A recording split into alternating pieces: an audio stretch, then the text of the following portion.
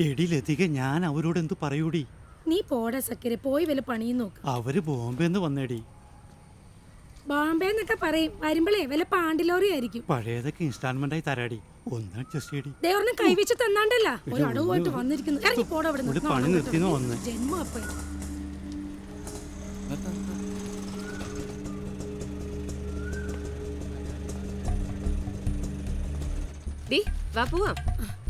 സിന്ധു, നമ്മുടെ പഴയ സക്കീർ വന്ന് വിളിച്ചടി. അവനെ ബോംബെന്ന് ആൾക്കാരെ കൊണ്ടുവന്നേക്കുന്നു. അവന്റെ വീട്ടിൽ നിന്ന് ആരെങ്കിലും കൊണ്ടുപോയി കൊടുക്കാൻ പറ.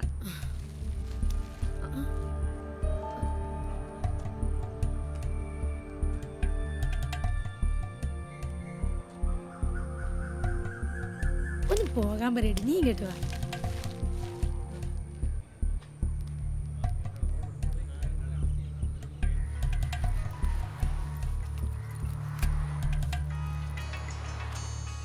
ഹലോ,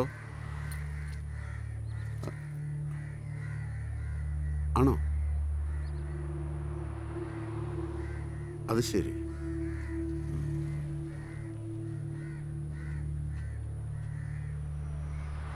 ഞാൻ സ്റ്റേഷനിലേക്ക് വരാം, രണ്ടിനെ അങ്ങോട്ട് കൊണ്ടുപോവാ. ഓക്കെ?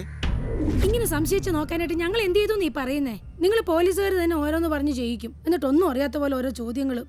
ഈ സാറും ഉണ്ടായിരുന്നല്ലേ പറഞ്ഞു വിട്ടപ്പം? ഞാനോ? എടി, അത് ഈ സാറല്ല, അത് കുറച്ചുകൂടി ചെറുപ്പമുള്ള സാറായിരുന്നു. ആ മോന്തിക്കിട്ടായിരുന്നു നോക്കുന്നു. കരയാൻ പറഞ്ഞപ്പോ അങ്ങ് കരഞ്ഞു. എന്നിട്ട് കാശ് മുഴുവൻ കിട്ടിയോ?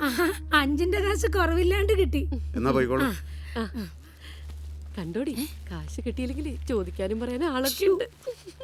സാറേ, SIയുടെ ചാർജ് മാത്രമേ ഉള്ളൂ. അതിബുദ്ധി കാണിച്ച് കുഴപ്പങ്ങളൊന്നും ഉണ്ടാക്കി വെക്കില്ലേ. അതിന് അത്ര വലിയ ബുദ്ധിയൊന്നും വേണ്ടടോ. കണ്ണ് തുറന്ന് പിടിച്ചാൽ മതി. ബോഡി ഹോസ്പിറ്റലിൽ എത്തുന്നത് 12:30. നമ്മൾ ഏകദേശം 12:45 ഹോസ്പിറ്റലിൽ എത്തുമ്പോൾ പോസ്റ്റ്മോർട്ടം കഴിഞ്ഞ് ബോഡി കൊണ്ടുപോകാൻ റെഡി. ചുരുങ്ങിയത് 45 മിനിറ്റെങ്കിലും വേണ്ടേ പോസ്റ്റ്മോർട്ടത്തിന്? പിന്നെ ഇതെങ്ങനെ 15 മിനിറ്റ് കൊണ്ട് നടത്തി? അപ്പോൾ നമ്മൾ ഹോസ്പിറ്റലിൽ എത്താൻ വൈകിയതല്ല, അവർ കാര്യങ്ങൾ നേരത്തെയാക്കിയതാണ്. എൻ്റെ സാറേ, ഇത് പിള്ളേർ കുട്ടിയും കോലും കളിച്ച കേസല്ല. ഇതിന്റെ പുറകെ വെറുതെ തൂങ്ങണ്ട. അല്ല, ഇത്ര തിരക്ക് കൂട്ടി സത്യനാഥൻ ആ ബോഡി എവിടെയാ കൊണ്ടുപോയെന്ന് അറിയണ്ടേ? ജോസേ, അത് കണ്ടെത്തണം.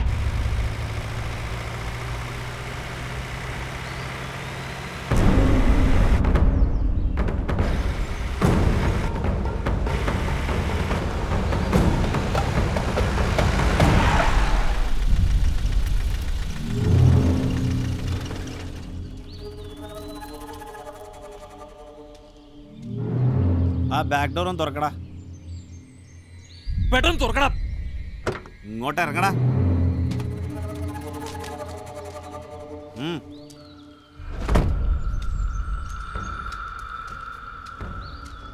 വേഗം തുറക്കടാ. പറഞ്ഞു കേട്ടില്ലടാ. തുറക്കടാ വാതിൽ.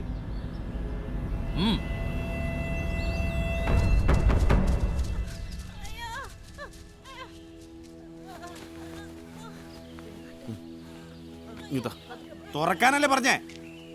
നിനക്ക് എന്താ കാര്യം പറഞ്ഞ മനസ്സിലാവില്ലേ?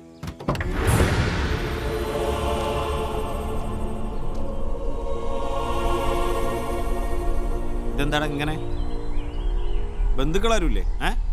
ഞാനാ അവന്റെ ബന്ധു.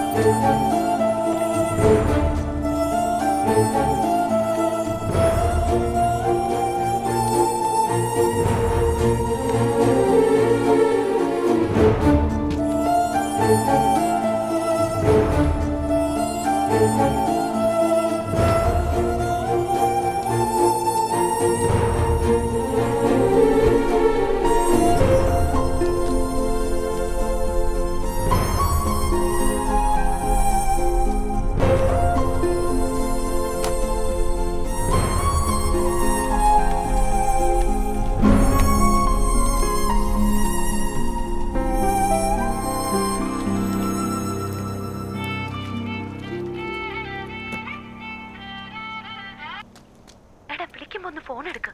അച്ഛനുമായി എന്തെങ്കിലും പ്രോബ്ലം ഉണ്ടായോ? CI സത്യനാഥൻ സാറും അച്ഛനും എന്തൊക്കെ സംസാരിക്കുന്നത് ഞാൻ കേട്ടു.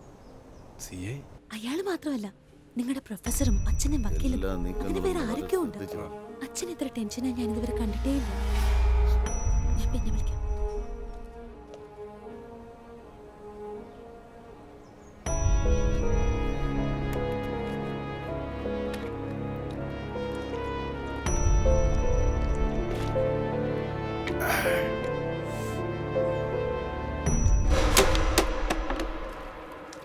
എടാ മുസ്തഫയുടെ വീട് ഏതാ?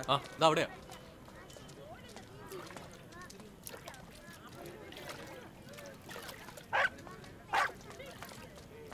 മുസ്തഫ അല്ലേ? ഈ നിൽക്കുന്നത് SI ശുഭ്രൻ സാറാ. അതിന് ഞാനെന്ത് വേണം? മുസ്തഫ വിളിച്ചു കൂവണ്ട, എഴുന്നേക്കില്ല. കുടിച്ചു വെളിവില്ലാണ്ട് കിടക്കുക. ഒരു വർക്കിന്റെ കാര്യം പറയാനാ. ആ ഈ വർക്ക് കഴിഞ്ഞ് വരുമ്പോഴാ ഈ മൂക്കറ്റുള്ള കുടി. ആ നൗഷാദ് ഗൾഫിൽ കൊണ്ടുപോകാൻ എത്ര തവണ പറഞ്ഞതാ. മുസ്തഫ. അതെങ്ങനെ ചത്തേനും ചീഞ്ഞേനും പറക്കി നടക്കല്ലേ? മനുഷ്യനൊന്ന് കുത്തിയിരിക്കാനും സമ്മതിക്കത്തില്ല. അയ്യോ സാറായിരുന്നു. ഇരിക്ക്. മുസ്തഫ, എന്തോ? ഇന്ന് തനിക്ക് പകരം ബോഡിയും കൊണ്ടുപോയ ക്രിസ്റ്റി ഇല്ലേ, അവന്റെ നമ്പർ ഒന്ന് വേണം. ആഹാ, ഇപ്പൊ എല്ലാവർക്കും ക്രിസ്റ്റീനെ മതി. നമ്മളിപ്പോ ഔട്ട്. നമ്മളെ ആർക്കും വേണ്ട. നേരത്തെ വന്ന സാറിനും ക്രിസ്റ്റീനെ മതി. ഫോണിൽ വിളിക്കുന്നവനും ക്രിസ്റ്റീനെ മതി. അവൻ തന്നെ ഞാനെന്തിനാ മുട്ടിക്കുന്നത്? നമ്മുടെ CI സാറും ഒന്ന് മേടിച്ചോണ്ട് പോയി അവൻ്റെ നമ്പർ. എന്നാ പിടിച്ചോ. 98460 90834. 834. ഓക്കെ.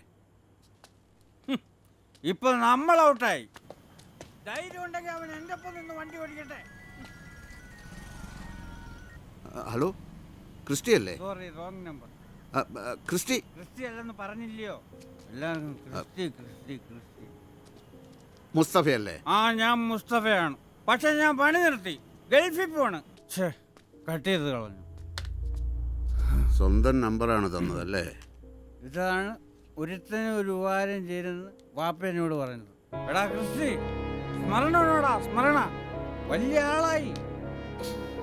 എത്ര വലിയ ആളായാലും താഴെ വന്നേ സമ്മാനമുള്ളൂ. കളി മുസ്തഫയോടാ. പണി കൊടുക്കാം. മുസ്തഫ, ക്രിസ്റ്റിയാണോ എന്ന് ചോദിച്ചുകൊണ്ട് ഒരുപാട് പേര് വിളിക്കുന്നുണ്ടല്ലേ? അതെ. ആ, പണിയുണ്ട്.